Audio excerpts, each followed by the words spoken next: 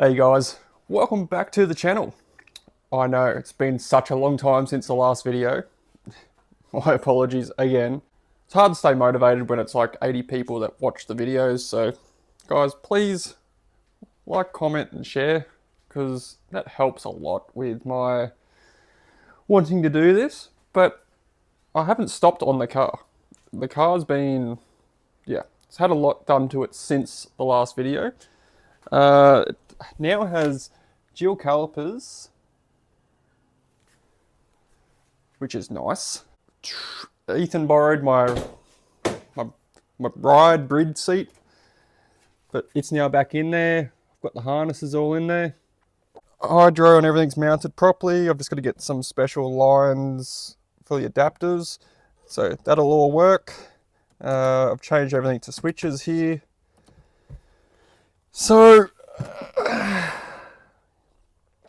I did have one major issue, engine related. I was having a weird issue where start the car up and it would misfire on 3 cylinders. It took me a little bit to figure it out because it wasn't coil packs, which one would think was coil packs, because it would be the first 3 cylinders, the rear 3 cylinders would be firing, turn the car off, turn it back on, and then it would move back to the swap around. And it was always 3 cylinders that was misfiring. As soon as I unplugged the MAF sensor, straight away, engine ran fine. Cool. Put a new one of those in, or second-hand one, and problem solved. So I took it for a drive around the block last weekend, and yeah, pretty happy. Also, what else have we done? We've done front angle adapters. I was going to film it, but like I said, motivation for filming is not there. And welded the diff. The diff's now welded as well. Done a little bit of an alignment just with toe plates. So steering wheel's a little bit off, which I'll fix that because that will do my OCD in really badly. At the moment, I'm in the middle of mounting my new battery box I got off Amazon. It is melted in there, just figuring out how to do these stupid straps, and cut the top of the box out because I don't really feel like making new leads right now, because this thing is going to an event. It's first ever event, my first ever driving event, in, was it 28th of August, so in like 3 weeks, just under 3 weeks. So fingers crossed, get those stupid little adapters. It's for these brake lines, M10 by 1.0, and it needs to have a 3AN whatever. But my little list that I have going on just for this event to get it ready, done the wheel alignment, second calipers are done, besides obviously the lines. The lines have ran through the car. Air filter, let me show you what I've done, because I was in a massive panic thinking that I stuffed up more of the wiring. So literally untaped everything, and yeah, turns out it wasn't my wiring. But I fixed some of the wiring, so that was good. Okay, so yeah, the wiring's back as a mess, but yeah. Got K&N air filter off Amazon, very, very cheap, which was fantastic because it was pre-loved. It was pre-loved. It was 40 bucks, so winning. That was fantastic. Got this box that I made for the expansion tank, all mounted-ish. A little ghetto strap to hold the radiator. But, you know, it'll work. You know, it's decently solid, so what else has there been done? Don't know whether you guys know, but I put coilovers in it as well. Not that you probably can really see them in there. I didn't go with the cheap max speeding rods because max speeding rods. So I think I have DS2s in it. I don't know, I can't remember. I found a guy on Facebook that had a pair for his E30 that was too low.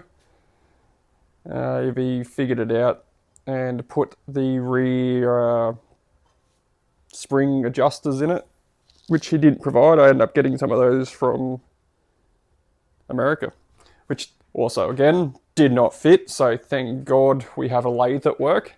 So I had to lathe the ring for it to sit into the spring. So that's good. What are we going to get? We're going to get tyres for it. Just fronts, because these fronts, although they look fantastically good with a lot of tread, here it is. 2016. 10 years old. Let's not use those as front wheels. Chuck those on the rear, because the rears are, again, although they look good there, not very good. That side's the better side. This side is very, very pre-loved. But shout out to Eugene from On Track Drift.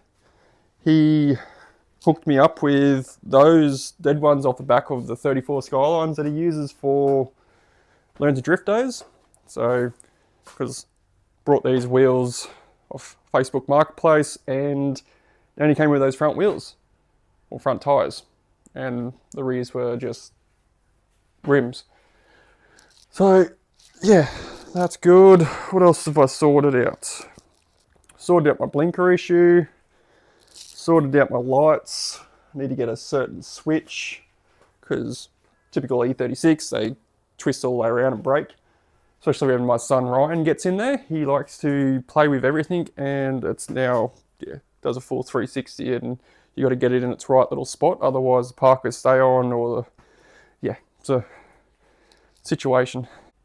Yeah, I'm running total 3mm toe out, just as a base. But yeah, other than that, there's nothing really major left on it to do, I don't think. I know that my temperature gauge is way out. Like, I mean way out. It's the wrong sender for the autometer gauge. It was just a cheap one that I brought, thinking, yep, that'll work. Works, but doesn't read right. Like, I had the scan tool plugged into it a couple of weeks ago when I was trying to figure out the misfire issue, and had the car idling, and it was sitting at like 220, 240 degrees Fahrenheit, which I panicked and was like, oh crap, turn the fan on. And thought, I'll just check the live data, see what it's saying. It's 86 degrees. Wasn't overheating. So yeah. Now I know that when it's pinging off the gauge, it's just warm pretty much. So that's, yeah, it is what it is. But yeah, I'll keep plugging away on this battery box. That's just a little bit of an update on where the car's at so far. Okay, done a little bit of cleaning. Still, I don't have the plate here anymore. Must have threw that out. So that sort of sucks. But I'm sure I can come up with some sort of alloy plate to cover that, because it's a bit, yeah. Do you want to get rid of this at some point? Probably not anytime soon, because race car. Race car is just race car for now. Until it's on the track and fully ripping. It's, yeah. Gearbox is very fragile, and so is the diff. It's a small case diff, and the gearbox is the Getrag 220 box. So yeah, that's a limiting factor. So it's pretty much strictly going to be more short track of a car until ZF transmission and at least a medium case diff. I'd love to do the 370Z or 350Z diff conversion that Nathan does, but yeah, that's like $3.5, $4 grand, and I've got like $6 grand invested into this car already. Grand scheme of things isn't much, but hey, it's a budget car. Get me on the track, get me ripping with the boys, And yeah, it's going to cost enough just in tyres and fuel, let alone breakages. Hopefully breakages don't come anytime soon, but drift car, drift life, it's a part of the game, unfortunately.